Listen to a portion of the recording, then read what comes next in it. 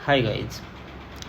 तर आजचा मी तुम्हाला लोकल ट्रेनमधला एक अनुभव सांगतो. नॉर्मली मी AC ट्रेननीच येतो, पण आज ऑफिसमधून सुटायला खूप वेळ झाला होता. तर त्यामुळे मी लगभग 9:30ची विरार ट्रेन पकडली ग्रँड रोडवरून.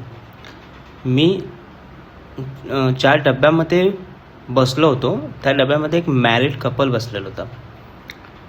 ट्रेन बँड्राला पोचली तेव्हा काहीतरी 4 की 5 मुलं चढली त्या ट्रेनमध्ये.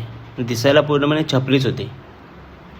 आधी ते दुसऱ्या ठिकाणी उभे होते, पण त्यापैकी एकाने त्या मॅरिड कपलला पाहिलं आणि बाकीच्यांना इशारा देऊन लागला. जेव्हा बाकी सर्वांनी त्या मॅरिड कपलला पाहिलं तेव्हा ते सगळे येऊन त्या मॅरिड कपलच्या इथे येऊन उभे राहिले. जसजशी ट्रेन बँड्रावरून निघाली तसतसं ती मुलं त्या मॅरिड कपलला वेगवेगळ्या इशाऱ्याने खुणवत होते. त्यांचे इशारे थोडे जास्तच वाढू लागले. शेवटी तिच्या नवऱ्याने विचारलं की काय चाललं आहे तुमची फालतूगिरी. तर त्यावेळेस ते म्हणाले की आम्ही काय केलं आहे.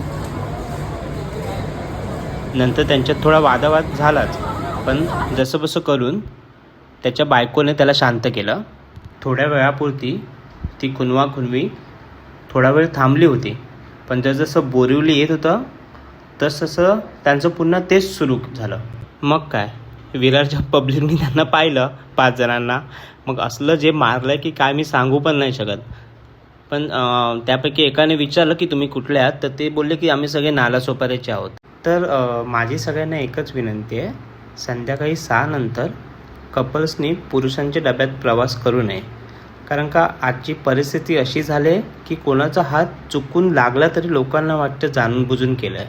तर गाईज, कमेंटमध्ये मला नक्की सांगा की संध्याकाळी 6 नंतर कपल्सनी जेंट्स डब्यामध्ये प्रवास करावा की नाही.